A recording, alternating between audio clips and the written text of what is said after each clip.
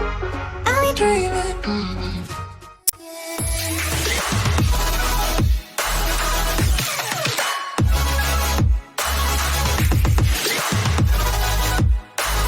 Siemanko, z tej strony Jaleks i dzisiaj obiecany challenge na 500 subów. Niestety trochę opóźniony, bo nie mogłem wcześniej nagrać przez moją szkołę.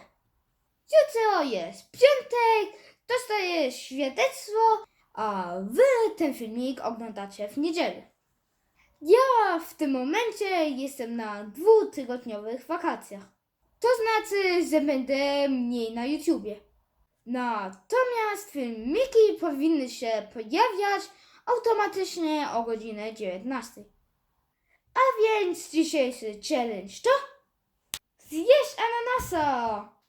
Takiego dużego ananasa. Czy mi się uda, czy nie?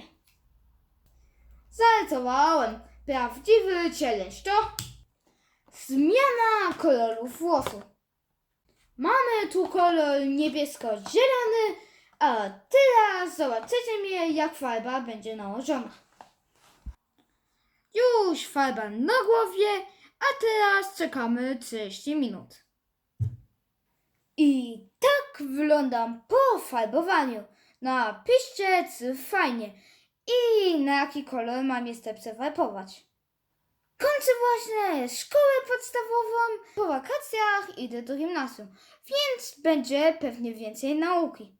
Jeśli jeszcze nie subskrybujecie tego kanału, to zejdźcie w tej chwili na dół, kliknijcie czerwony przycisk, dzwonek i like.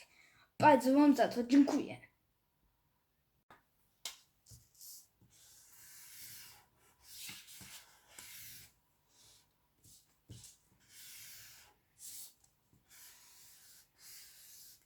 Bardzo wam dziękuję za 570 subów.